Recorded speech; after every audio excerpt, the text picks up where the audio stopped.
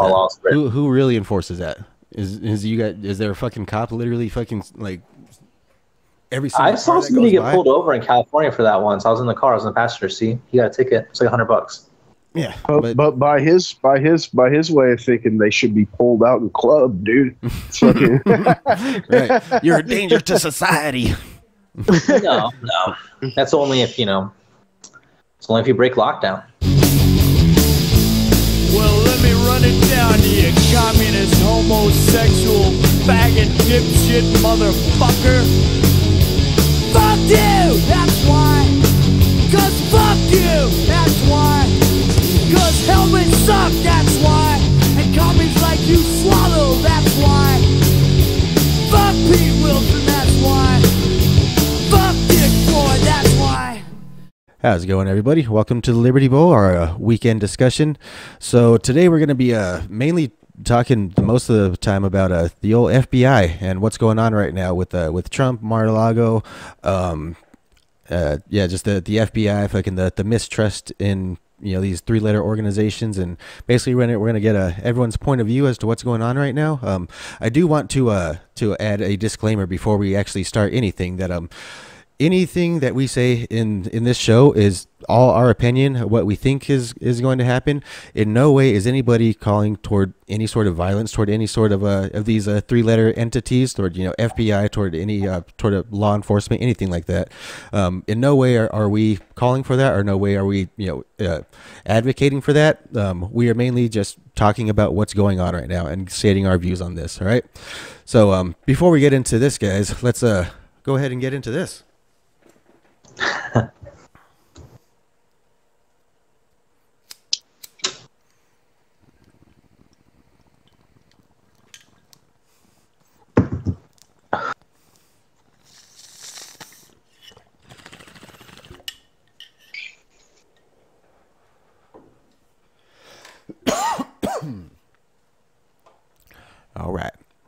All right. So who wants to go ahead and start us off? Who wants to state their opinion first? The FBI did nothing wrong. Elaborate. I mean, what do you want me to say, man? I mean, I want you to. The Justice Department said, hey, we're investigating something. They're doing an investigation. Part of that investigation means, we got to search your premise, right? It would happen to any one of us if we're being investigated like that. And the crazy thing is apparently they found some stuff that Trump didn't want them to find, right? So I guess we're going to figure out exactly what that stuff is and how incriminating it is. But yeah, do you guys think that the FBI shouldn't have the authority to investigate a former president? Or what's your guys' take on it? I definitely think they should. I should definitely think they should also have the authority to investigate former presidential candidates as well, and they should also have the moral fortitude to go ahead and do so as well. I feel like it's a bit of political theater. I don't feel like much is going to come of it, other than the fact that it's so close to the midterms that it's literally just a charade, just to kind of regain some sort of traction for the Democratic Party. But ultimately we're seeing that through the polling and stuff like that, it's really having the kind of a reverse effect. Really fucking Trump's becoming more popular than ever from it, and and the FBI is they're really getting a lot of obvious fucking negativity toward them. But so we're 3 months away from the midterms, right?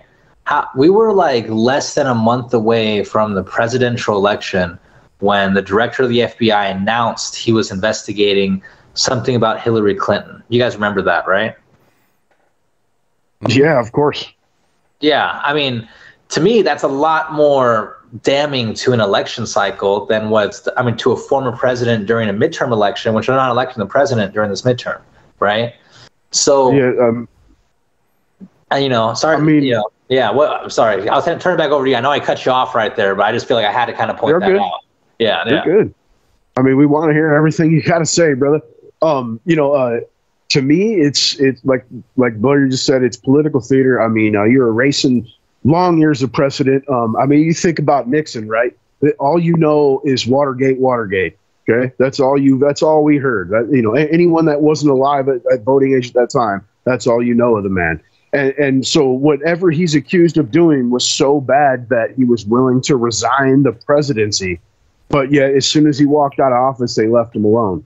I mean, and for instance, crimes against the Clintons when they left the White House. I mean, plenty of stuff that's not, just conspiracy. I mean, you can see where there was settlements, stuff like that, and nothing happened. And then the whole, the situation you're talking about, and I don't know if I'm wrong, but I think maybe the timetable's a little off. I think he came out a month beforehand and said, we're not going to prosecute, basically. He was like, because we don't see ill intent, which intent never dictates whether you break the law or not. I mean, regardless of what you think, the law is black and white, even if situations aren't. Yeah, I believe right before, so it was announced he was investigating the emails, and then it was announced that they didn't find anything in the investigation when it came to Hillary Clinton. But they did. The damage had already been done by announcing that we're investigating something, because then the conspiracy started to happen. It's like, oh, she squashed the investigation. There was something, to find, all that sort of stuff, right? So, but I think if the FBI does their job the way they're supposed to, then I think both scenarios, the FBI would have been correct, right? Because if the FBI is investigating a presidential candidate, and they're supposed to disclose this stuff if they're investigating it, regardless of whether it's a month before the election or 3 months before the election or a couple days before the election, they need to do that, right? And same thing if they're investigating a former president, like they need to, go search his premises, right? That makes sense, right? I think if anything, it shows that the FBI is trying to be outside of the political, sphere, which is a good thing. I mean, I'm not saying that they're not, still going to have very fascist type elements to them. They're a law enforcement agency, right? But, and they obviously have a crazy track record of doing some pretty crazy stuff. But if they are going to be apolitical, then I think this shows that they are at least trying to do that. So I want to ask you a quick question. You think the FBI is apolitical when they do things like literally right before a presidential election, accidentally classified the Hunter Biden laptop as misinformation and then went no further into the investigation until after the presidential election, and then they decide, oh, whoops, we accidentally misfiled this. You really, in your honest opinion, believe that they are not in any way politicized. They have not been weaponized in any way. I definitely do not think the FBI is working on behalf of the Democrats. That's 100% for sure. I believe they're working on behalf of the deep state. I gotta add to that. Just like you just said, blurry earlier. Remember, I sent you a little musical skit where it's the literal Comey at the press conference saying we found all these classified emails on unsecured servers. I mean, and it just went on with a list of actual crimes that the same thing they're saying Trump did now. The only difference is one is digital and one is in paper form. And he basically said they didn't see ill intent. He did find crimes. He did find classified information. And they literally destroyed phones and tablets with hammers. Like that's admitted stuff. And they destroyed evidence.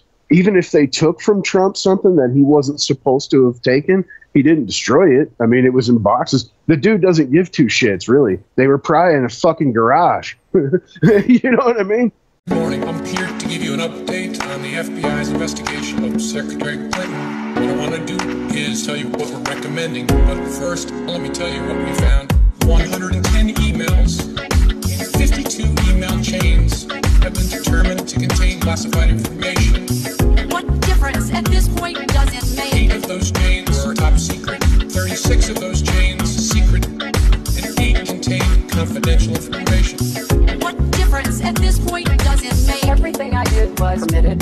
There was no law, no regulation. Secretary Clinton should have known that an unclassified system was no place for that conversation. I did not email any classified material to anyone on my email. None of these emails should have been on any kind of classified system, not even Gmail. Well, first of all, nothing was marked classified. To the contrary, Nothing was marked classified. there is evidence, Nothing was marked classified.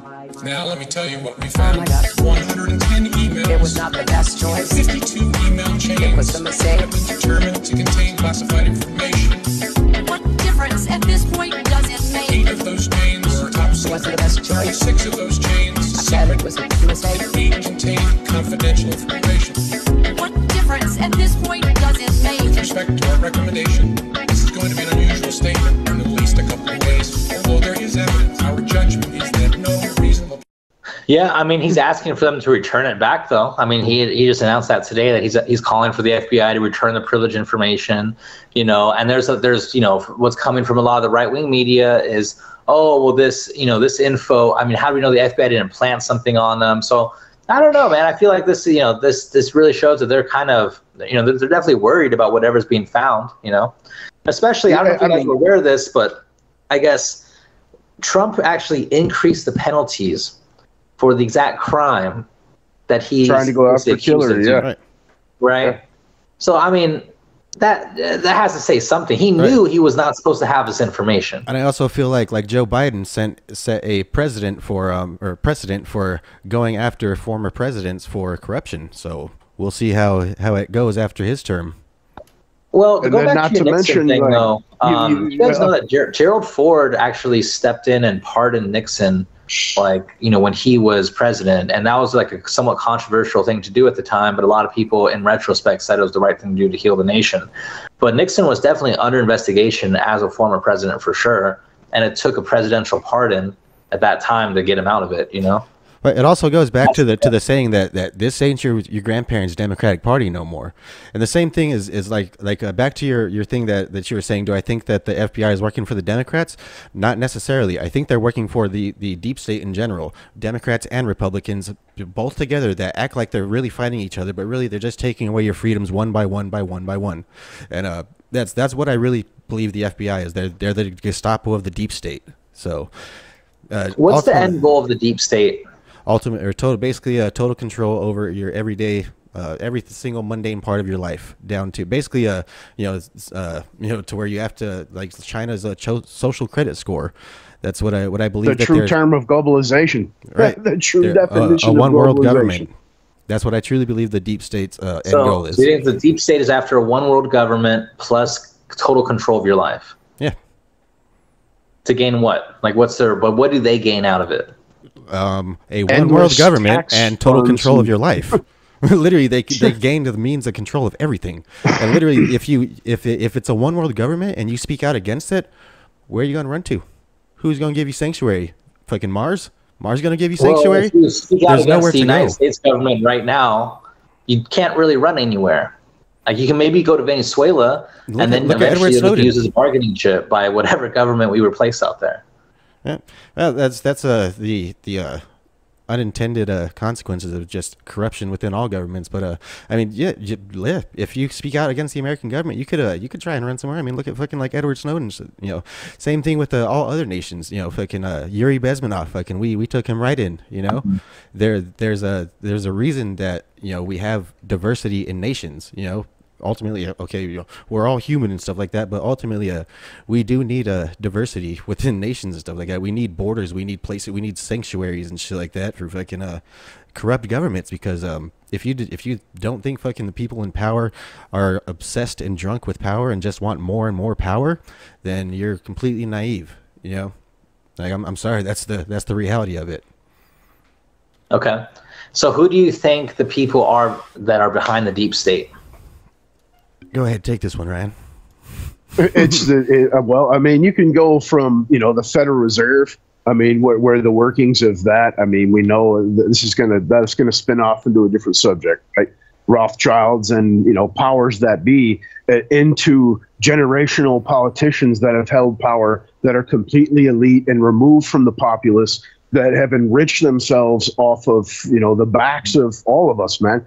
And that, it includes both sides. Obviously, I'm not blaming one side, but it's just human nature, man. And I mean, experiments through school. I mean, you can read nonstop reports of experiments through that way. You give somebody power, and they will take advantage of it. And so, would it be fair to say that the deep state would most likely be being controlled by the mega and ultra rich and powerful, like the Bill Gateses, like you said, the Rothschilds, the Clintons? I mean, there's pretty much the Davos fucking crowd. These type of people. Like, is that what you mean? Like the extremely wealthy and powerful. The globalists. They're the current faces of it, but it started before then, man. I mean, it's been it's been something that's going on for. Yeah, for sure. I mean, and the most powerful ones you don't see. You know, like Larry Fink. You don't see that guy, right? The head of BlackRock. People know the name, but they don't know the guy. And that right there, that entity controls the largest financial stake on the entire planet. And everybody, governments and corporations, do what they say. And their agenda is the liberal ruler agenda. And if you look up any interview with Fink, he says as much himself on a regular, you know, in every interview. So, like, I think that's, you know, a really interesting take, because at the end of the day, when socialists talk about eating the rich, you know, they don't talk about, like, when we talk about rich, we don't talk about the guy that makes $300K a year as a doctor or something like that, right? Or the small business owner that has 3 different restaurants or something like that, you know? Like, we're talking about, like, the mega rich, the ultra elite, the generational wealth people that are so removed from society. That's who you pander. It's the people on the bottom of the economic ladder that feel revolution against. Because when we talk about the mega rich, we're talking about the 1% of the 1%. Right. You guys aim high, but you forget to realize that shit rolls downhill, and that's literally the way that it works. Right. That's why fucking taxes always are going to roll down to the bottoms. Mm-hmm. Inflation, everything that you see doesn't affect the rich like it affects the rest of us. And all that is a transfer up, man. Inflation is theft, just like taxation. It's a hidden tax. And it doesn't affect them, those people, like it does us. And anything that you do against them is the bottom that's going to feel the repercussions of it. I mean, anything from businesses, okay, we're going to set, you know, price minimums. Do you think that they're going to stop, you know, getting theirs? I mean, they're going to find it in some way, and it's going to be the employee, the consumer. You think it's not worth fighting against them? It's just worth trying to increase your own civil liberties so they can fuck with you less. With actual civil liberties, you don't have to. The fight is won. If you have liberty, the fight is won. The biggest thing of liberty is financial independence. Right. Individual liberty, and they just keep taking more and more and more. They tax everything at this point. Okay, so all right, so can I just explain something, like, and this might seem kind of long-winded, like, as a way of explaining something, but to me, I feel like it really perfectly, like, encapsulates how bullshit sometimes capitalism is. And I don't think this applies to everything, but just some things. And I feel like, you know, out here it's really easy to see this. So your energy bill, for example, right? You pay your power bill to TEP, or you pay it to Trico. And, you know, you don't have any choice in that. You just pay them. So if people ask you, are you getting fucked on your energy bill? You're like, yeah, I'm probably getting fucked on my energy bill, right? Out here in Texas, we get to choose our energy company. So we choose a retail energy provider, and you can go to a website called, like, Power to Choose or energybot.com and, like, select from a list to see which is the cheapest out there. So for some people out here, it's like there's something they take pride in. They're like, oh yeah, I always can find, like, the best rate. You know, I can find a rate that's like, you know, I got this rate locked in for 3 years, or I was able to switch my rates every 6 months and always find a lower rate, you know, something like that, right? So out of those two systems, though, the people that are getting fucked the most are the guys choosing their power company, because the rate that they all pay is actually more than what people that pay that don't have a choice for. So, like, if you go just a little further out in the country and you go on a co-op, right?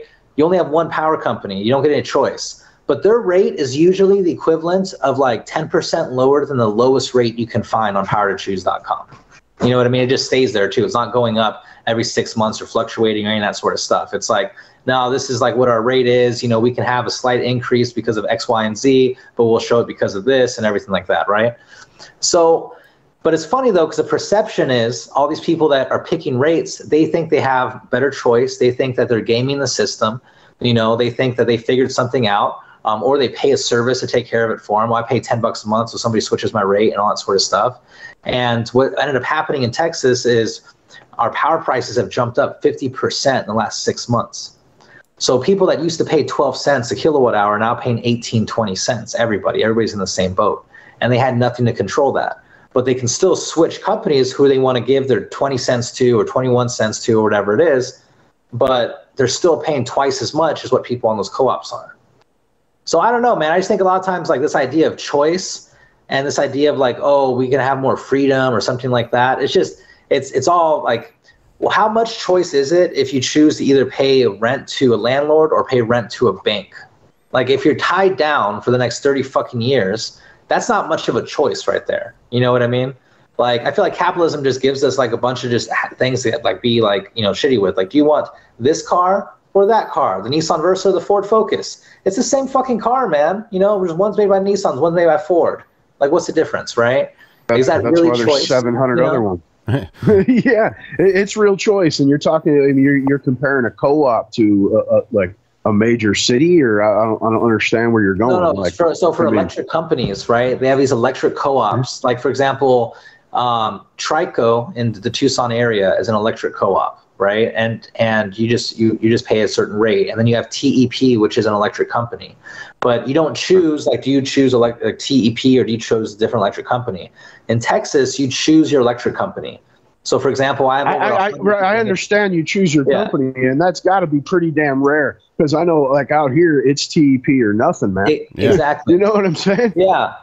But this idea of choice, it doesn't matter, because everyone's still paying about the same shit anyway. So people out here think they have choice, but they're all paying about the same rates. And if the rates go up for them, it goes up for everybody. You know, like, there is no. But the way they think about it is they all think they're gaming the system. They all think like, oh yeah, you know, like, I'm able to do this or do that, you know, and it's just like, all right, I don't know, so let me kind of equate it to something go ahead.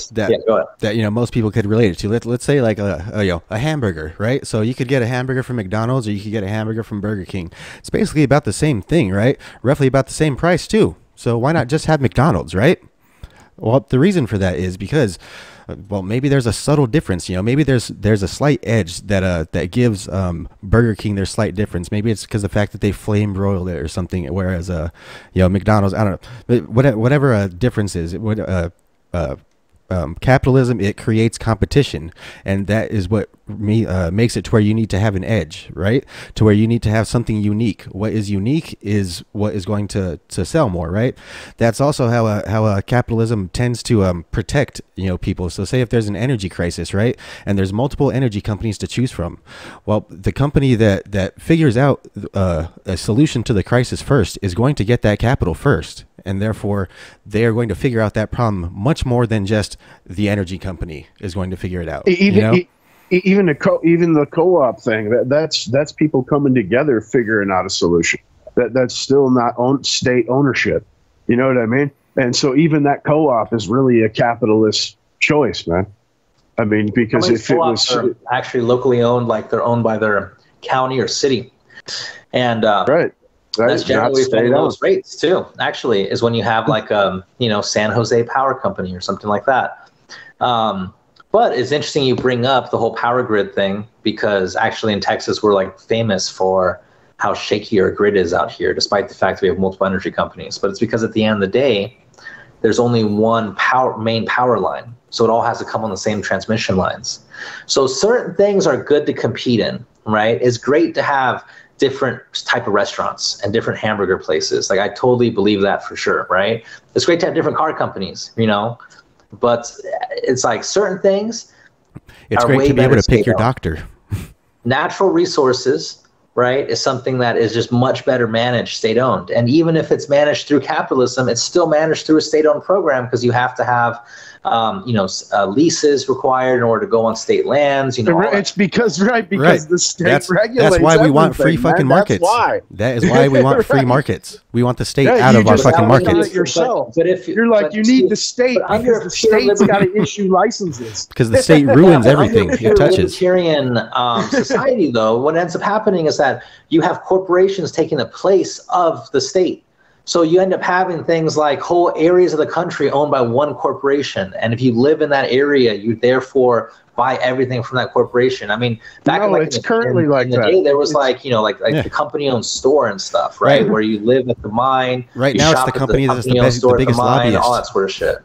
Right. But so basically, the way I believe that capitalism would be able to complete monopolies from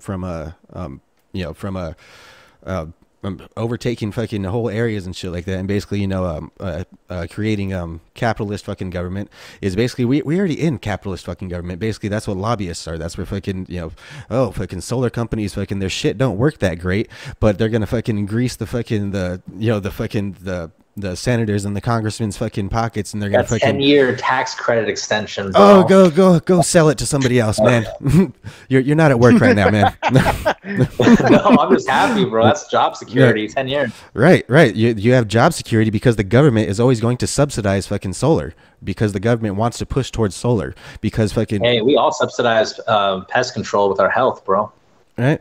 Yeah, but at the same time, I mean, fucking, we really don't need to, right? Fucking, ultimately, fucking, you could live with fucking bugs, you know, or you could fucking just clean up your goddamn house and you won't have fucking bugs, you know. But yeah. No, I'm just talking about the chemicals they put in that spray that get people cancer. Right. Or you could use botanicals. Right. There's literally What are botanicals? It's literal flower-based pest treatments, man. Chrysanthemums and whatnot, man. And that's cool. Works for spiders, scorpions, all kinds of stuff, man. Moths. That's pretty neat.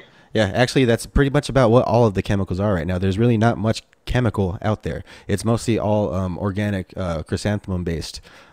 Really, the EPA highly regulates a lot of it, because there is a, you know, certain ways that it could get into, you know, streams and stuff like that. It is ultimately like really like less than a single % that, you know, it really does any damage. But ultimately, if it's if people are just running wild and shit like that, fucking then yeah, it could be a damaging. That's why you have to be trained in order to use such chemicals.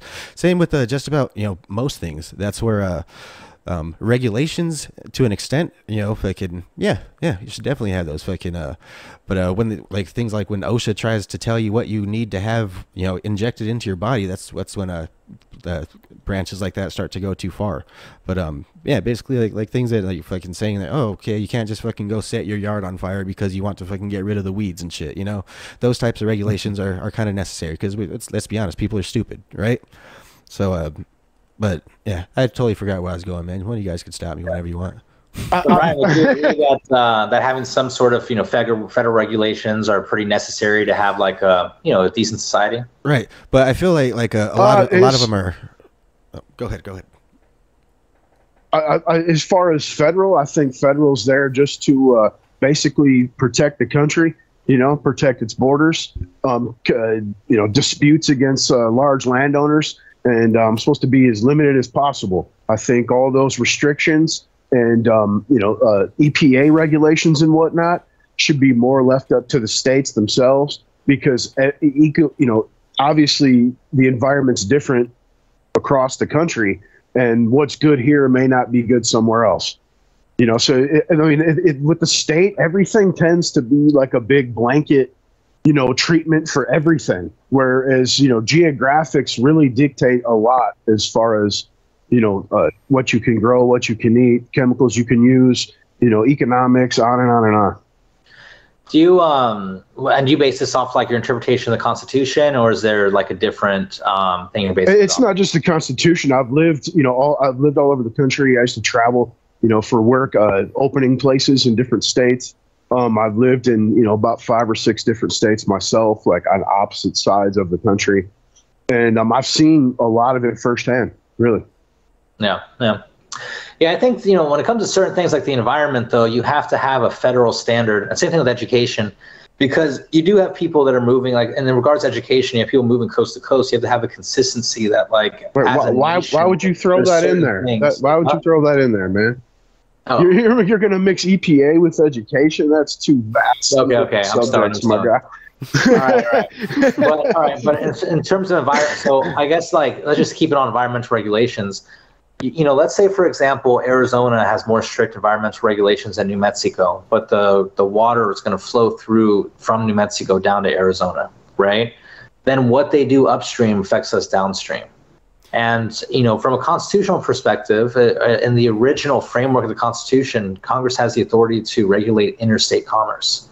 So almost all mining is interstate commerce, right? Because it's being mined once someplace, being refined somewhere else, being and then processed somewhere else. That whole shebang. So that's why there is a a foundation for that. And I think if the founders existed today, I mean, for sure they would. I think it's just one of those common sense things that there's going to be some sort of standard when it comes to just things like water, clean water, right? And I think if we were to allow it up to the states, you would have a lot more corruption because state governments are a lot more easy to corrupt. And, you see this with like Oklahoma and South Dakota. A lot of times their attorney general's offices, things like that. That's where the federal government comes in. Again, that they're there for large disputes. And then if a state sees, this state is washing me out, then the federal government will be in because they would take them to court in a federal court. That's one of the rudimentary functions of a limited government, man. Mm-hmm.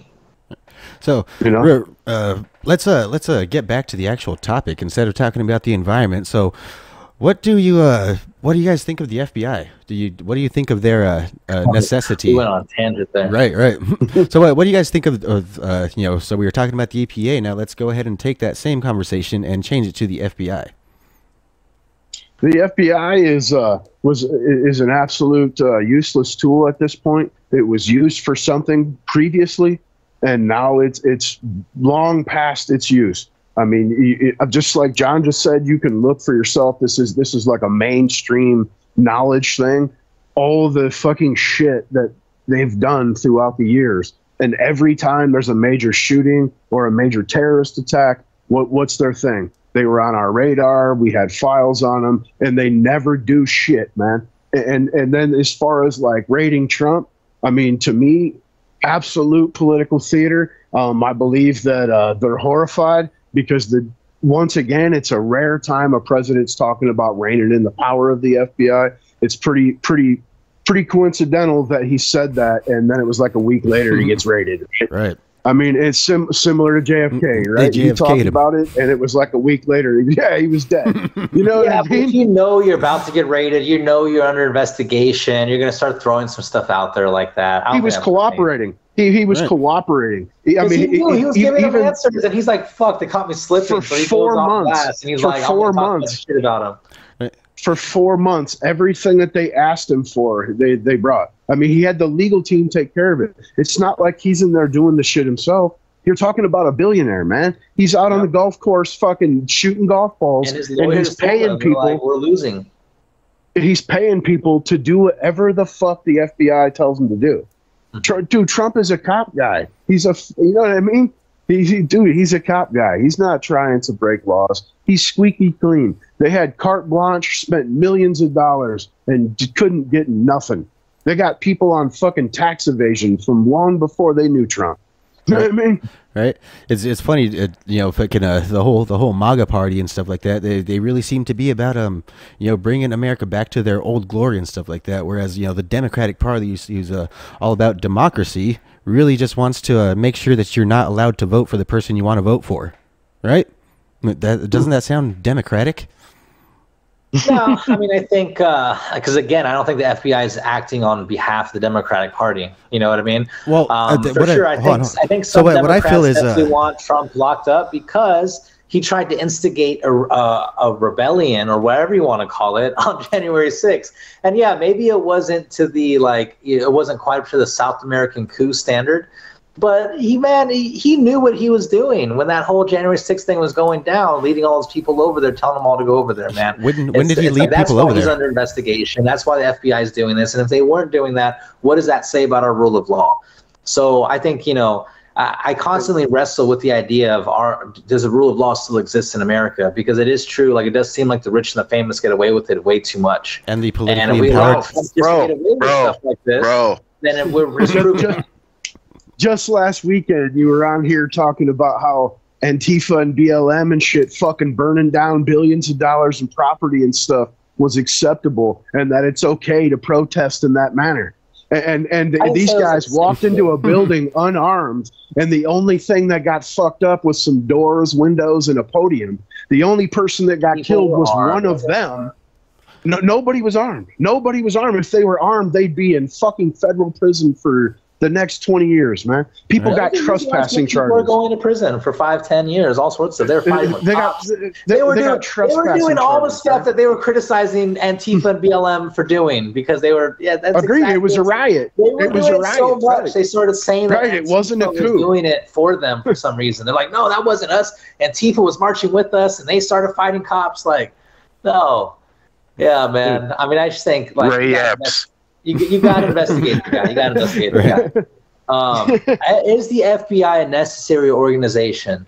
I think that having some sort of federal law enforcement agency that holds other people accountable, that investigates politicians, that investigates, especially the FBI does investigate. You never hear about white collar crimes, things like that. I think that stuff is very good. I think it has. Do they really investigate politicians, or are they just investigating one politician? You could have your local police station to have a lot of potential for abuse, right? But ultimately, the FBI investigates domestic affairs. The CIA basically does coups and our international spying.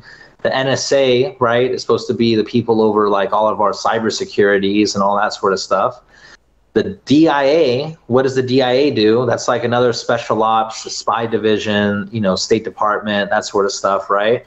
And who do they answer to? Homeland Security, for some fucking odd reason. On the top of all of that, I think if we look at all of the federal law enforcement agencies, and we're forgetting, we got the DEA, right? Drug Enforcement Agency, right? You got the ATF. Yeah, those guys too. The Capitol Police setting up substations for investigations around the country. And that was an excuse, obviously for some Orwellian shit from your January 6th. Man, I gotta say though, the only Capitol police officers I ever met were all very Republican. Like, because I went to the Capitol, I was just there for a couple days, but they were very Republican. But bro, they were on TV crying. That wasn't. Yeah, it was different Capitol Police there, but yeah, no, I just remember them cracking jokes like nothing works good here. It's the government, and I'm all like, oh, okay, thanks. I'm here to ask the government for help. That's not necessarily pro-Republican, though. Like, that's actually more libertarian, if anything, because the Republicans, like, there's a meme going around right now. I'm definitely gonna post it right here. But it's fucking that whole fucking Lord of the Rings, and it's fucking like libertarians like, all right, cast it into the fire, go go go, and Republicans like, wait. Like, I can use this. Like, it's like, dude, Republicans are just as fucking corrupt as Democrats. That's why I say it's not the Democrats control the FBI. It is the deep state that controls the FBI. It is those that are, the machine, man. Yeah, it's the corrupt people that wish to literally just fucking gain more control, gain more fucking power over your everyday life, so that way they could literally gain control over you. That's literally the fucking the deep state government, man. They're after you, man. They want your fucking mind, bro. But I think it really is if we look at all the stuff the FBI's done that's alarming, though. I think, the FBI are accused of killing MLK. They're accused of possibly also being behind the assassination of Malcolm X, right? Here, how about let's not focus on what they're accused of. Let's focus on what they're guilty of. How about that? How about we focus instead of the conspiracy they're theories? Guilty of just investigating Trump. That's what they're guilty of. Yeah, I mean they've like I said, the whole fucking misinformation on the Hunter Biden laptop up until right after the election, and then fucking like Hunter Biden stuff. Like, but there's multiple things Biden, that, man. Everybody knows that kid's a fuck up. Right. His brother was the fucking good one. But at the same time, they investigate who they want to. They investigate who they want to. They are fucking literally an untethered fucking beast. They're an untethered fucking dog, and they literally just go sniff up anyone's ass who they want to. And fucking, that's what I say. It's the people who is the one that is literally giving these people the orders, right? Who do they answer to, right? Who does the FBI report to, right? So whenever fucking corruption comes their way, they just like, oh yeah, whoops, sorry. Like, oh, I guess we messed up on that one. Whoops. Oh, but we're investigating this now. It's literally it's all charade. It's all fucking they're literally a fucking weapon. Why are they fucking investigating a certain individual for the same thing that they refuse to investigate another individual of the same? So the FBI reports to the Attorney General, right? The Attorney General is Merrick Garland, right? So why would Merrick Garland have a grudge against Trump? Right. Oh. Why would he? So Yeah. what my theory What do you is, guys think? what my theory is basically Why would he, man? Trump didn't do it. He should have the grudge against old fucking Cocaine Mitch, bro. No, You know what I'm I just mean? saying, man. Like, no, you guys know Merrick Garland was supposed to be on the Supreme Court, but fucking And Cocaine Mitch kept him off, man. Yeah. And then we got, thank fucking Jeebus little baby, we got fucking Gorsuch, dude. For real. yeah. You replace a constitutionalist with a constitutionalist. Like, people try to trip like he unbalanced the court. He literally replaced people with the same joints, just different faces. I mean, to satisfy the deep state and keep the status quo. right. I'm definitely not going to argue with you. Yeah. There's a little country that we fund that we're not allowed to talk about that really holds a lot of control over that, man. You know what I mean? Now you can Obviously, that yeah, we can't say nothing because that'll be an episode we'll have to move to bitch. What do you mean the Free State of Palestine? Yeah, something like it. all right. So what about let's talk about our ideas of what would happen within a one world government. All right. So we kind of I kind of talked about my idea of, basically you would have nowhere to run to. So what's John, what's your utopian fucking socialist idea of what a one world government would look like? I don't think the utopian socialist idea is a one world government. I think the one world government is just more of a conspiracy. I don't think anybody really wants that. I think the idea that we could have a united Earth that isn't at war with each other is nice. I don't think you necessarily need a one world government to accomplish that. I just think you need people to not necessarily always be competing for each other's resources, right? So, but I would say, going back to the topic of one world government, though, isn't a one world government inevitable once we become an interplanetary species? And would it be right at a certain point? Like, if we were spread out amongst 12 planets and the population was 40 billion people, at that point, wouldn't Earth being a one world government be acceptable, do you guys think? Or do you guys think there is any threshold where that could be acceptable? I think no, because the Earth is. Go ahead, brother. Oh, I was just saying, fucking. I believe we are way beyond, or way too far off from that point. I mean, shit, we ain't even fucking learned how to fucking terraform other planets yet. Let alone, we haven't even found other fucking planets that would be inhabitable for human life. Let alone be able to reach them in under a million years of just consecutive lives on a fucking endless fucking ship cruising along fucking galaxies and shit. But either way, like I say, show us how to do it. Yeah. What if the Illuminati holds the secret of wormhole technology and can spread us out amongst the stars, but we just have to prove ourselves first that we're a species that deserves that? So what would that involve? Would that involve becoming a one world government? Or then would that involve all of us finally getting along? I just think, who knows, man? I mean, I don't know. I'm not that high up on the food chain yet. All right, so once I figure out whether or not this George Soros money is real, I got to get that far first, and then we'll see about the Illuminati stuff. All right, so I actually, yeah. I actually wrote this. That's my goal, though, dude. If there's an Illuminati, I want to get in it. That's for sure. See, that's I mean, there's legit an Illuminati. I mean, who knows about what power they hold, but obviously they've been written about for fucking, a couple centuries. So,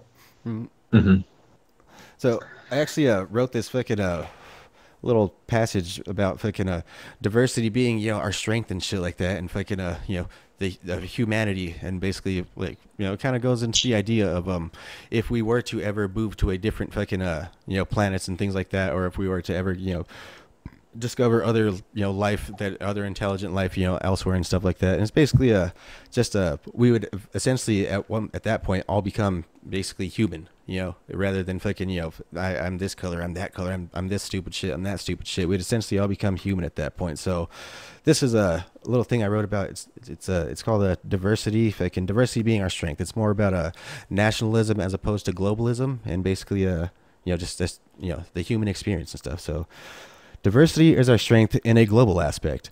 However, in a national aspect, patriotism is our strength. We are all human in species and therefore grow as a species. We are all diverse in culture and therefore the species is able to only grow through the diversity of cultures. We are all individuals within our cultures and therefore grow our individual cultures through the growth of the individual. Finally, the individual only grows through exploration of what it does not understand. Therefore, one must try to understand the wisdom in what it does not yet understand in order to relate it to the wisdom of what it already knows to be true. So that's basically my idea of like I said, if I can basically the human species as basically the human species being able to recognize that we're all human is absolutely essential and necessary to being able to grow as your individual self. But you also have to realize that other cultures are different. Basically, as Americans, we should not be trying to push our American ways on other cultures. Other cultures, are essentially going to try to come here just so they could live our American way of life.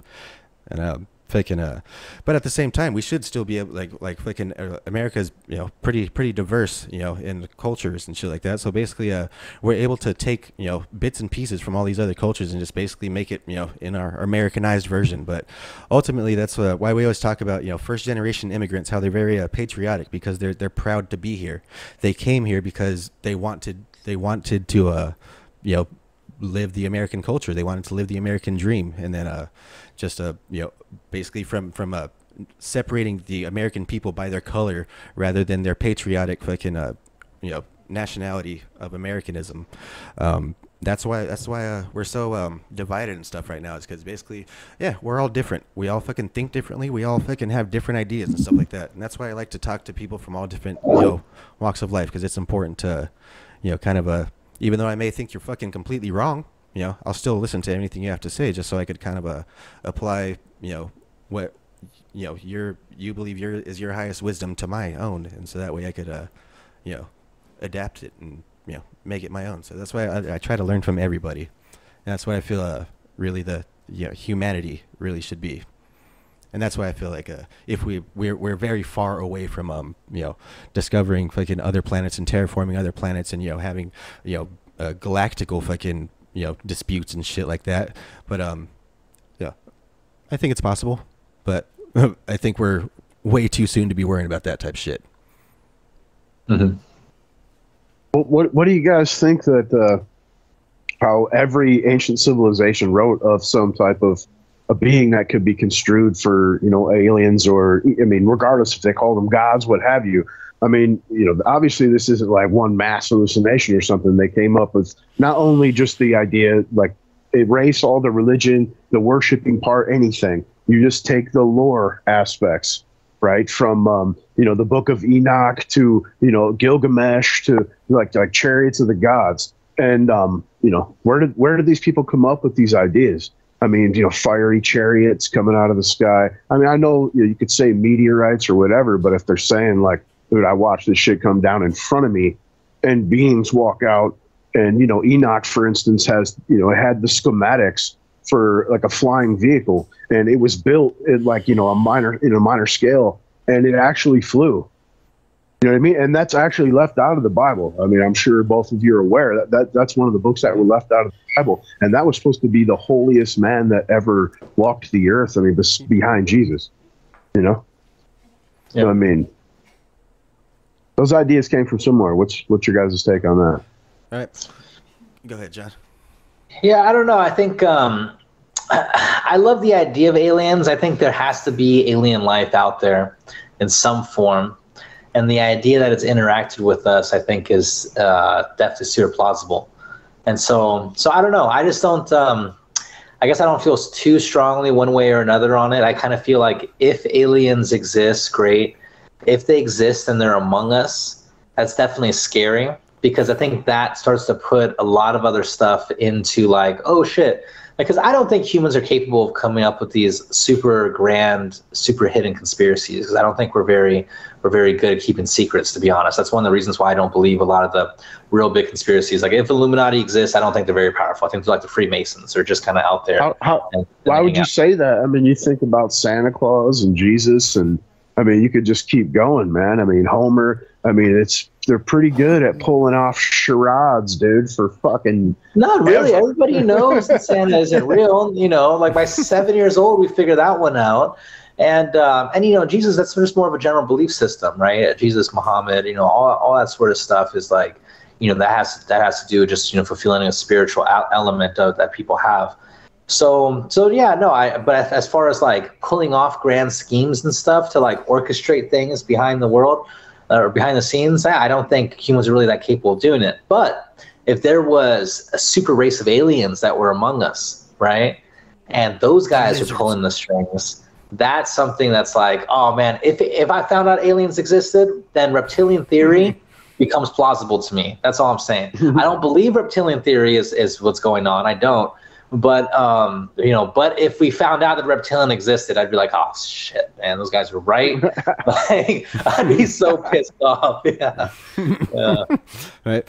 Fucking, I've actually been watching all day long. Fucking, you know, different videos on like fucking quantum physics and fucking string theory and shit like that. And it's fucking, I saw there's this really cool part that was talking about, you know, like how the universe is constantly expanding, and basically that fucking, you know, so the light that we're seeing and shit like that it's from billions of years ago, right?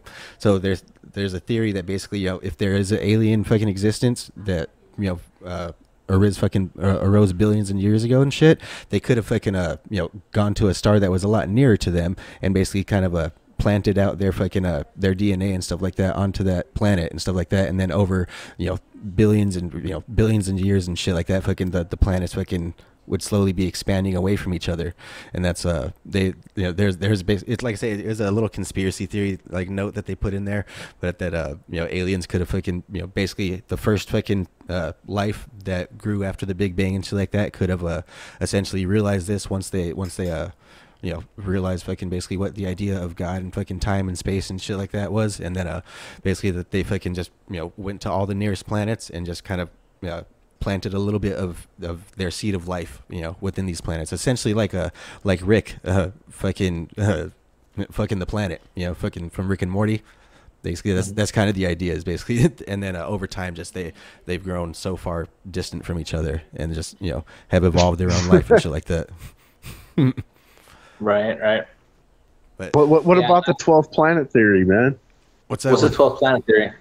I mean, that goes into like Sumerian beliefs and whatnot. You know, like I said, the Epic of Gilgamesh, and it's basically that there was 12 planets in the solar system, right? And one was like a sister to fucking Earth. The other one was Venus, which at the time was a different atmosphere, and the other one was huge, but it kind of got knocked off its orbit, and it bumped through, knocked shit out. It's how the moon, you know, it's how we got the moon, yada yada. Well, that planet was knocked out on an elliptical orbit.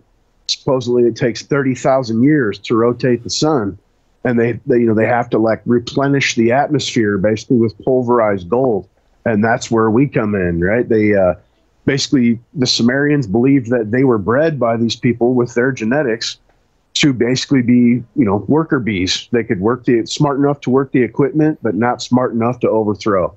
Mm-hmm. And you know, they wrote about this shit in detail, and this was all translated from ancient cuneiform. And like Zachariah Sitchin is an example. Dude spent his whole life and millions of dollars doing this, and it's pretty in depth. You know, that's where you get the Epic of Gilgamesh. I mean, and you can obviously read it. It's translated. Yeah. Right. Yeah, it's interesting stuff, man. I have to look more into that. I don't know too much about a lot of the ancient alien theories. I've just seen like kind of clips and little clips of them. But I think the idea that we were somehow brought here by a different life force, I think is really interesting. It also kind of supports the ideas of creation too. And so, you know, I think it gives some validity to that also, where it's like, well, hey, you know, what if there's you know, there is, so, you know, some common element to the idea of divine creation, right? Mm-hmm. And then, you know, so yeah. Right. I mean, but going back to globalism though, I think globalism gets a bad rap though, because there's always this idea that we're somehow trying to, you know, kind of like make America less American by intertwining global culture. And I think, like, you know, if we can have like actual real peace, you have to have commerce. You have to have shared interests, right? Have you guys ever heard of the McDonald's theory? by Thomas Friedman? Yeah. Go. Well, what is it? Give me a I have. summary. Okay. Basically, Blurry, it's no two countries that have had a McDonald's in them have ever gone to war. Now, I think this might have changed with the whole Russia-Ukraine thing, but I don't remember if McDonald's closed down all their your Russian locations. I know they. I think they did. They did. Yeah. I think that was actually that made fucking national headlines. Actually, or fucking like world news headlines. And we've had quasi wars previously. It just hasn't been outright conflict, man. You know what I mean? Exactly.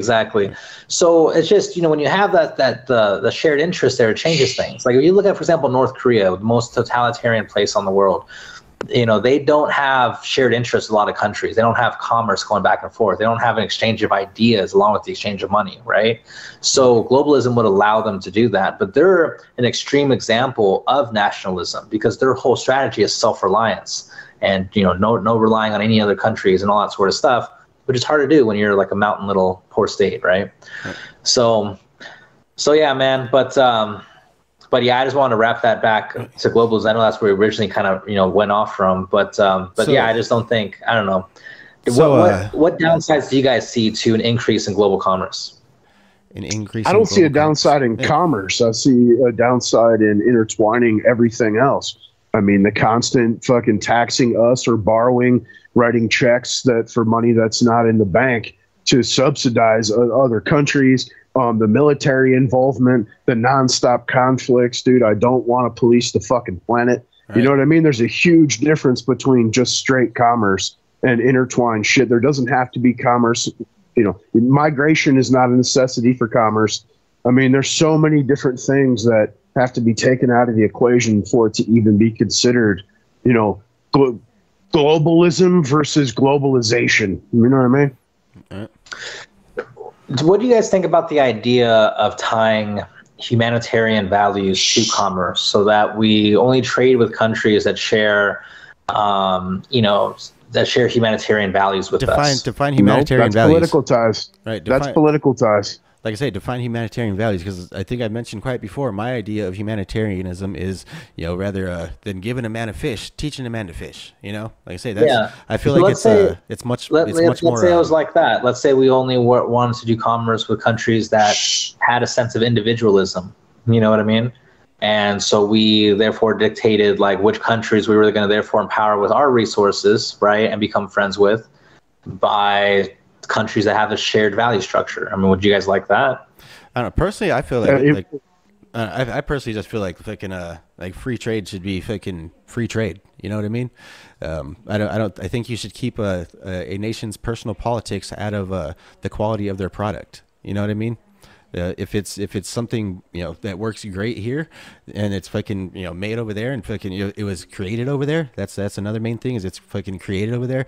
I'm really against fucking American factories in fucking foreign countries. I'm definitely for domestic production a lot more, because like I say, fucking we don't really produce much here. Fucking America's main export nowadays is fucking culture, and that's fucking terrible. And fucking we export movies and fucking music and shit like that. Fucking that's literally our contribution to the fucking world. Cultural power, though. It's really it is. Everybody listens to your pop singers. I mean, that's influence, right? It is, and that's why I feel like all things are somewhat necessary. But that's why I feel like fucking when you add political fucking agendas in free trade, it's not free trade anymore. So would you trade with a country that used slave labor? We do. Yeah, we do quite often. Yeah, actually, a good thing, or that's something we should stop doing? What we do is we send our factories over there, so that way we can take advantage of that fucking slave labor, or that cheap labor, or that fucking child labor. That's what we do. Yeah. So yeah, we are very unscrupulous when it comes to fucking slave labor, at least in America. Like I say, but usually in America, when it becomes an issue or we find out about it, then there has to be for example, in the solar business, we stopped importing from China because there was accusations of slave labor happening in Northwest China, right? Nike changed which factories they were subcontracting with, after their whole thing came out with, child labor being used in some of those factories. So I feel like even though it still happens in our current system, when we identify that it happens and make a big deal out of it, it can still change some stuff, right? We can still say, no, we have a standard. We're not using child labor, right?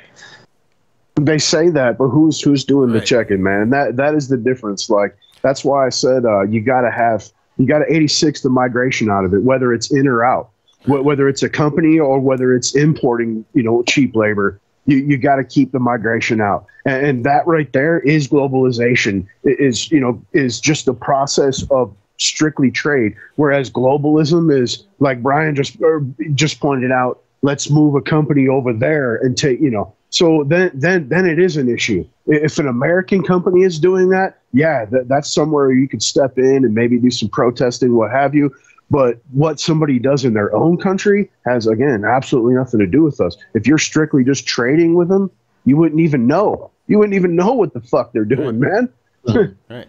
One easy way to come to America is it's an investment visa. If you invest like $1 million into a business in America and you employ at least like 5 people or something, it's like an automatic visa.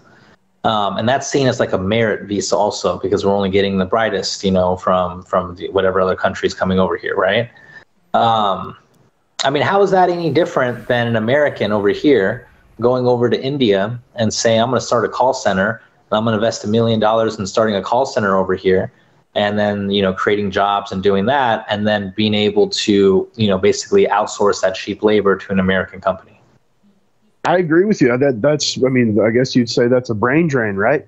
And like I said, you got to 86 the migration part, whether it's importing labor or a company, again. Right. But isn't it's the mixing of the two part of free trade? If we're all free as individuals, then shouldn't we be individually allowed to go use our labor in a different place?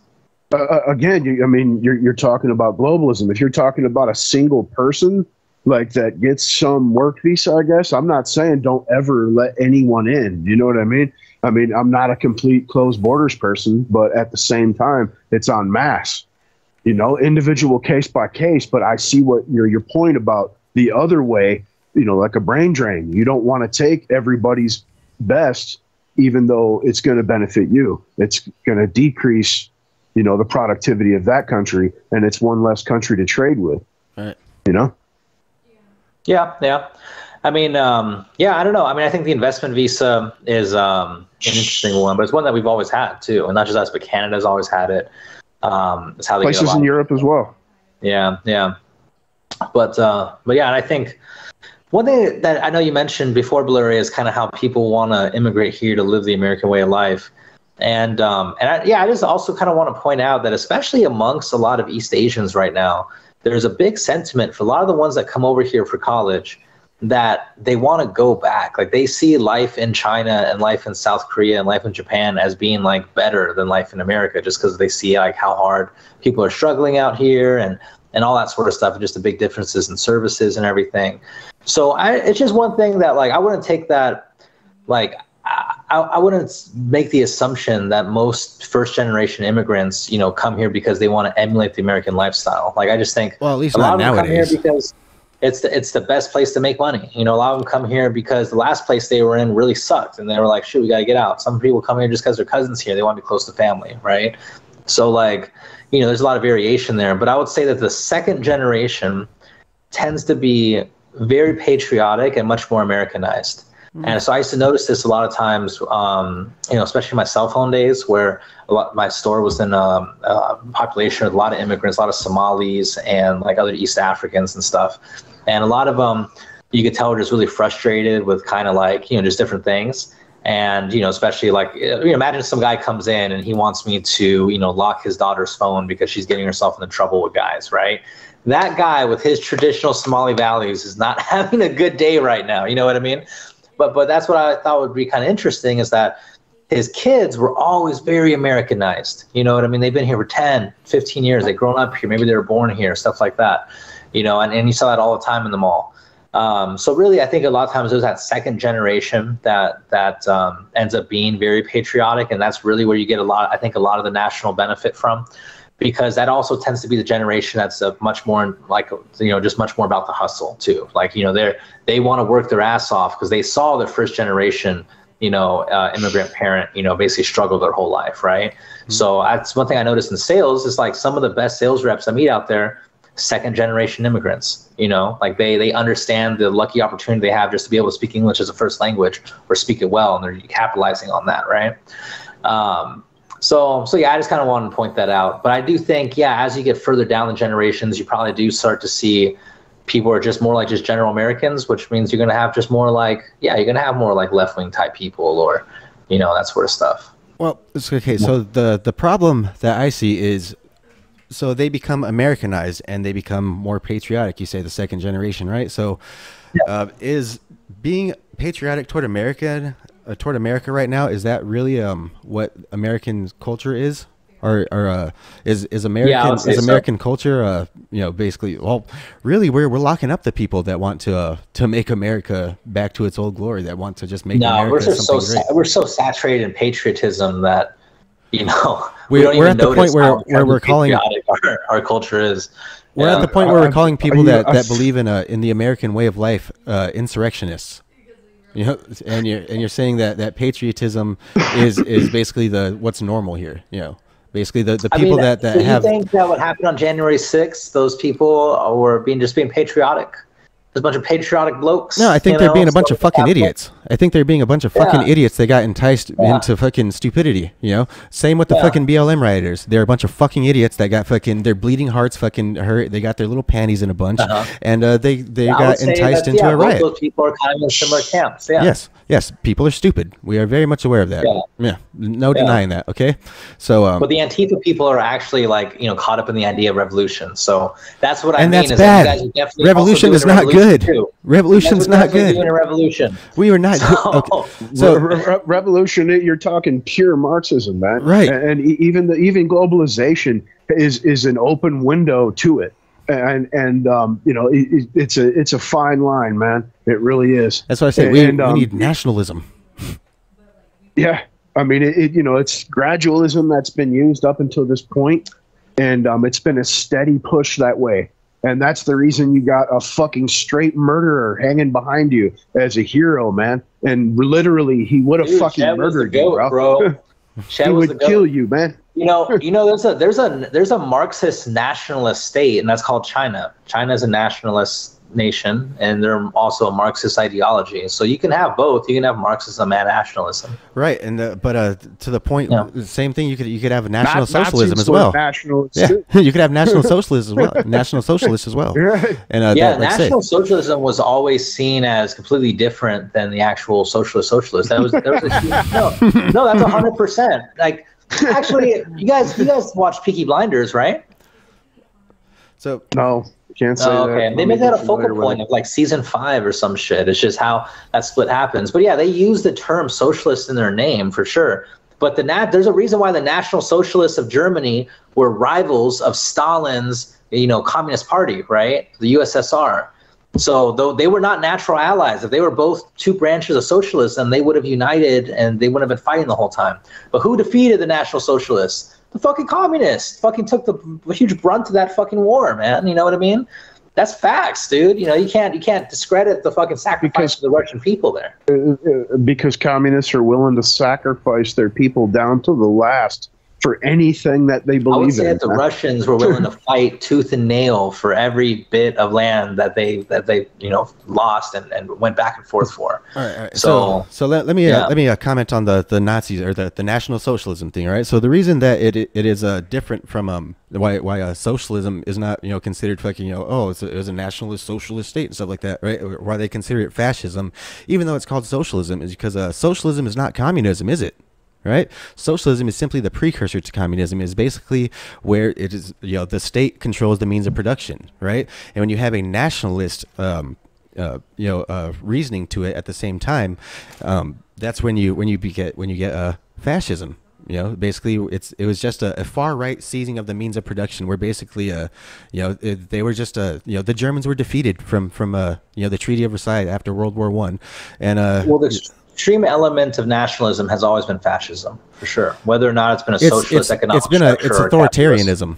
It's authoritarianism. It's not so much fascism. It's not communism, because you could have a fascism and communism, and both can work under extreme authoritarian fucking dictatorship, right? So you could have a fascist dictator just as much as you could have a communist dictator.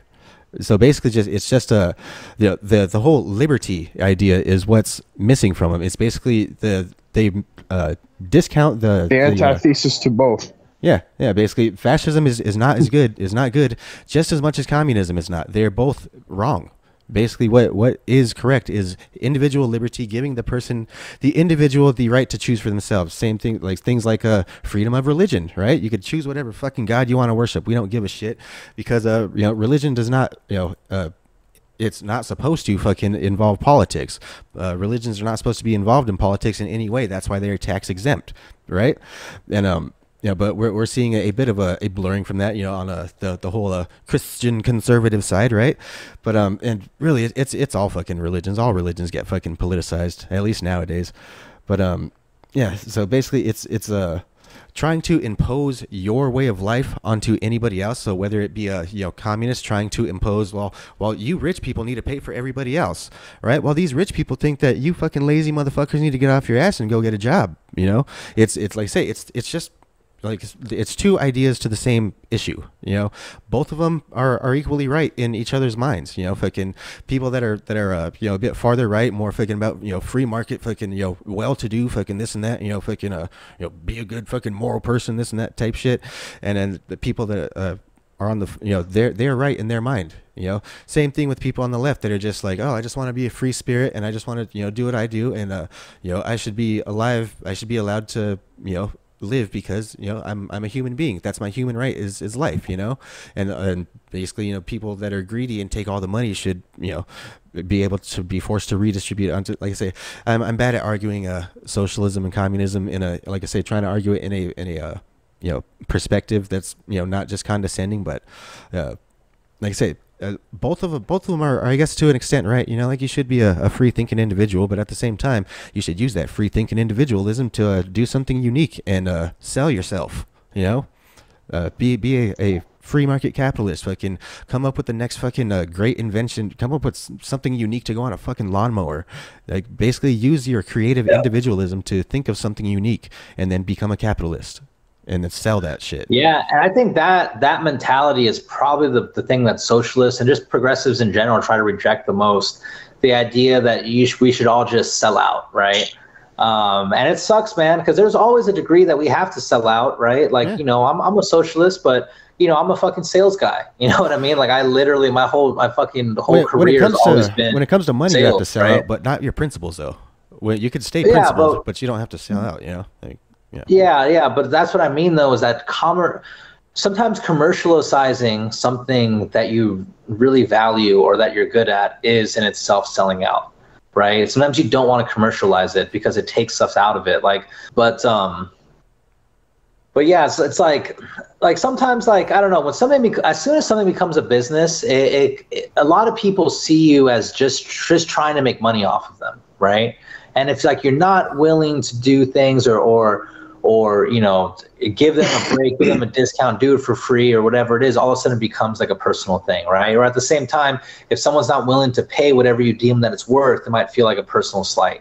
So I just think like a lot of times, man, it's not always about like making a hustle out of something. Like that's just what we have to do because it's capitalism. But if we lived in a society where our basic needs were met, right, it doesn't mean that we stop trying to be better people. We stop trying to live a better life. Like I've always told my comrades on the left that even if we had guaranteed free housing, I would still strive to work because I would still want to have like, a beach house or, a snowboarding cabin or something like that to where like, I can really explore like, my other hobbies. But if you have your basic needs met, if you have, food, shelter, electricity, things like that, then you can focus on all those other things. You can focus on being a better person. You can focus on giving back to the community. What basic needs are missing from, society in America? Like what do people not have? So I would say that a pretty significant amount of labor is spent by the average working class person just having enough to survive. Mm-hmm. So just to pay rent, your utilities that you need. I'm not even talking about shit like Netflix, but just like electricity, shit like that. And, food, stuff like that. That's a lot of times, for your average person that might only make like $15 an hour, you're talking about, 40% of their check right there. Well, see, that's the problem. That's the whole problem with even minimum wage is people think that you should be comfortable at the bottom. You should not be comfortable at the bottom. If you're fucking bitching about the fact that there's a hierarchy, but you've never once taken any attempt to climb that fucking hierarchical ladder, you have no right to bitch. You know, if you're fucking bitching about the fact that your manager makes more money than you just because you've been here for 6 months and he's been here for 8 years, you have no right to bitch. You know, fucking basically, like, hard work and fucking hierarchies fucking is what is essential to, you know, fucking you know, your human experience, right? Fucking if you just want to work at McDonald's the rest of your life, but you still want to pop bottles in the club all weekend, well, that's not a realistic fucking, you know, way of living, right? Yeah, nobody at McDonald's pop bottles in the club. Right, but they ultimately want to. They couldn't afford the bottle service with their whole check. Exactly. You know what I'm saying? Exactly. So, but still, yeah, that's ultimately happen, that is the know? type of life that they would like to live. That's you supposed know? to be a job for kids. That's Right. always the example that's used is fucking McDonald's or something like that. And like he was just saying, man, if you're fucking old enough to be living on your own and have responsibilities and whatnot, and you still work at McDonald's, dude, your mindset and, you know, what's going on is the problem. You know what I mean?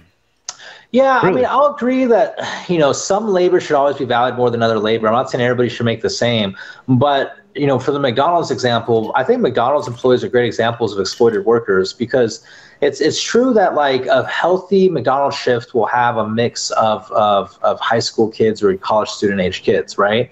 But you know as well as I do that any college student that's working fast food that's worth a damn will get prospected by somebody else at a different job that pays more. It's going to happen. They're going to get offered a serving job. They're going to get offered a sales job, you know, something like that. That's why it's an entry-level job for a 16-year-old. Yeah, yeah. So basically, like, your competent, like, you know, teenagers and young adults are going to get picked up really quick. So that's why for fast food, you know, with it being, you know, high intensity, low skill labor, it's like, you know, they're basically relying on people that are, you know, that aren't necessarily the best fits for other things in society. There's a lot of people that are going to be, you know, on felony probation. There's going to be people that, you know, that aren't necessarily there. None of that matters. That's all bullshit, man. Well, That's it does, because None it's of like, that matters. you don't want to No, just you can go- scapegoat all those people as being like, oh, these people are pieces of shits, because there could be a reason why they're at that station in life working for $12-15 an hour. You know what I mean? And there could be a lot of valid reasons for that. They get comfortable or they give up, man. It's apathy is what it is. Well, you know what I'm saying? Sometimes it takes, you know, moving back up and everything. But what I was saying before, just about how much of our resources are spent just to survive, just to live, you know, and like, I don't know. I just think, like, when people get really desperate, like, and they start doing crazy shit, like selling drugs and stuff like that, that's usually because they can't pay for the bare necessities of life. They're at that situation now. It's not even about, like, oh man, you know, I got to try to get ahead and do, you know, X, Y, and Z. Like, a lot of times that, you know, it's like, bro, I got to make rent. Now I got to go fucking rob these motherfuckers, right?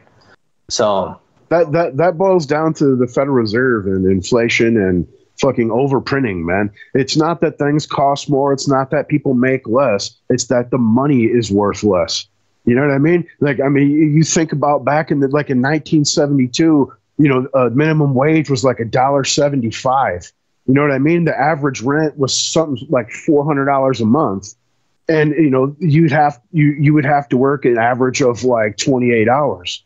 And it was because the money was worth more, man, you know? And so you see, the more it gets deflated, the more, you know, from president to president, the more printing and the more borrowing, the more you see the national debt go up. That's when you see prices rise, man. Well, that's just like currently, you've seen the inflation. I mean, there's a lot of reasons why inflation will drive, and specifically for housing prices, there's huge variances that are out there, and for Tucson, a lot of it has to do with big money coming in and buying shit out and gentrifying, and investment groups like Blackstone, all that sort of stuff, right? So, man, but I don't know. I just think when it comes to just when our idea of socialism isn't everybody gets the same shit and nobody can make wealth. Like, there are a bunch of billionaires in China. Like, they're all over the place. You know what I mean? Like, it's right, because it's always like that. Always. Well, no, wealth is always going to concentrate on the top. Like, you can still make money in that society. It's just that, you're not going to be as hindered in that type of society either. Right. So yeah, you can go to the doctor and not worry, about oh shit, man, I hope I can't pay for this cancer treatment. No, you can just go to the doctor, man. That's fine. It's part of society. Dude, that's simping right there. They got a social credit score. There's tons of hours of have a video regular of credit police score. beating people with sticks over coming out during COVID lockdown. They I mean, you should've got been out videos during of people COVID. screaming. Are you shitting me? We're on I mean, lockdown. dude, You get back in your house. I don't give a fuck if it's Black Death. If you want to go outside and catch it, go outside and catch it, man. Right. No, You know what I mean? You go outside and spread it. Individual It's liberty. a condensed city, and you go back inside. Do it. Everybody that's scared will be Right. locked down. So, you like, do what you're told, and that's you'll what be the- okay. Everybody else will fucking party. So, Hey, does that I also mean- go with the same idea of, I believe elderly people cause more accidents than the rest of society, so they should not be allowed to drive. Period. It's for our safety. They should have to retake that's- their test at a They certain should age. not be That- allowed to leave the fucking that- house because they fucking take up crosswalks They should and shit too definitely for have an to hour. retake their test at 70, though. That should be mandatory. And then every 7 years, you retake your test. Yeah. I agree with all that, dude. Fucking, they should have to retake their test, but that statistic's actually null and void now, man. Yeah. The number one killer out here on the road, fucking distracted ass drivers. Yep. Damn. Yep. So then in that case, should young people with cell phones not be allowed to drive until they're fucking 25, until they're No, like, but a that's the reasonable thing. regulation is you're not supposed to. You shouldn't be texting on your phone while you're driving, right? Right, Which but is who's usually gonna enforce how that? laws are written. Who really enforces that? Is there a fucking cop literally fucking like every single I saw car that somebody goes get by? pulled over in California for that once. I was in the car. I was in the passenger seat. He got a ticket. It's like $100. Yeah, But by his way of thinking, they should be pulled out and clubbed, dude. Fucking, right. You're a danger to society. No. That's only if it's only if you break lockdown. But we don't got to worry about that. You guys would all get your shots anyway, right? So Didn't you hear the CDC actually just announced that conspiracy theorists were actually 100% correct on every single aspect of COVID? What did they say? I'm just gonna go ahead and say that is a paraphrasing. Do not fucking strike me down, fucking YouTube. That's fucking paraphrasing, but they did actually come out and say that much of the things like wearing masks, they're minimal effectiveness. Lockdowns, minimal effectiveness. Basically, live in society at your own risk is basically yeah. what They they've broken it down basically to. I'm glad leaving it up to COVID. personal choice and fucking. It's basically fucking pure bloods versus fucking non, right, man? But they're really, I mean, they're saying it's the same restrictions for whether you're vaccinated or not. So, Right. Yeah, I mean, I think with COVID, honestly, if the number one demographic of people dying from COVID were millennials, that lockdown shit never would have happened, because the number one demographic of people most likely to die from COVID are people over the age of 70. We fucking moved heaven and earth to make sure that our fucking wealthy, rich, and powerful fucking overlords didn't fucking catch that shit. That's what I think. Honestly, that's what I think a lot of that shit was really about. But as terms of wearing a mask, I still think to this day, man, that if you have allergies or you're sick and you're going out in public, that wearing a mask for yourself is just a common courtesy that I think society can get behind. That's not something we were used to as society. A lot of other places in the world did that son. plenty of times. It's just one of those things. If I'm going out and I'm sneezing and I'm going to Walgreens and I'm going to go get some allergy medication, bro, I'm going to put a mask on so I'm not sneezing on everybody. That's just being polite, okay? I think in terms of how, was it when they were telling us, oh yeah, just wear your cloth mask, that'll help. It reduces the rate by 40%, whatever it is. To me, that was obvious that had a similar effect of, like, if you're in an airplane and it's going down, to like duck your head and cover. Like, come on, man. Like, is that really going to help? You're going in an airplane, it's going down, you're going to die. It's just to make you feel better so that you feel like you have some control over it, right? And I think to keep society from collapsing on itself, we needed regular people to feel like they had some control. And that mask gave them that, I think. Staying inside gave them that. The illusion. Right, It did, but and I then think again, that illusion's important I gotta because do not underestimate just how ridiculous people can be, man. People, Right. what they scramble to buy, toilet paper, of all the resources out there that you can panic buy, right. and they went for toilet paper. Like, come on, man. You know what I mean? Come on, man. Yeah. But I don't know. I feel like like if you want to take it to what was the real effects of the whole lockdowns and everything like that, I feel like we're feeling it right now, like all this inflation, all this fucking I mean, it literally takes an entire paycheck to feed your family. They're making their money back now. All the money they lost, they're all making their money back. You see that with a lot of these oligarchy type businesses like travel cars, all that shit.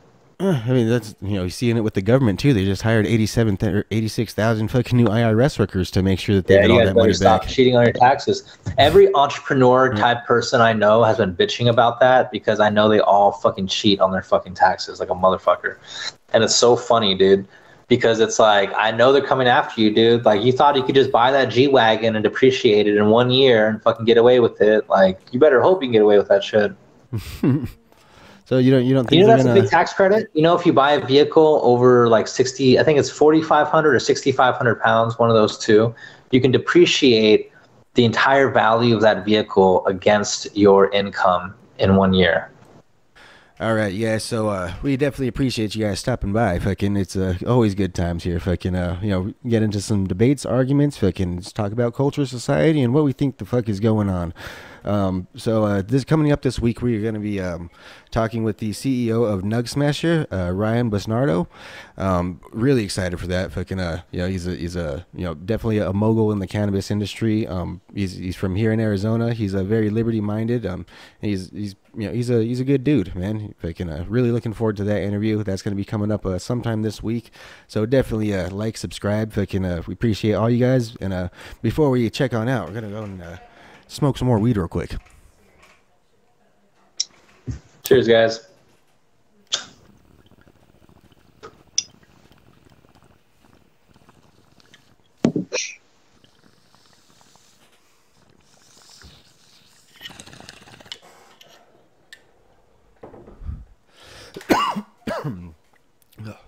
Good chat, you guys. Good chat.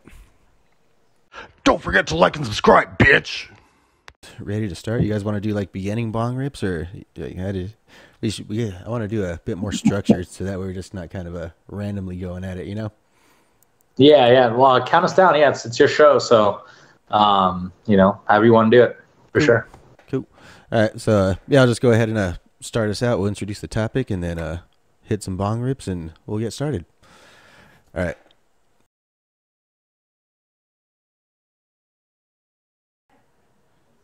Yep, guys. I always enjoy fucking the talks and whatnot. Obviously, this is being edited out, so I enjoy the talks and shit, man. Fucking, but we do ramble, dude. We go off. Son. Brian's like, structure, bro. We're gonna talk about the FBI right now, and then we're like, and then fucking aliens, fucking. The aliens part was the best. Man. Yeah. That's probably something that I know I could definitely work on. Part of it's just because I'm high as fuck too, so I'm just like, what, like. No, right. Me too. I just go with the flow. Like whatever you say, I'm like thinking about that. Okay, that's my comment. You know what I mean? Right.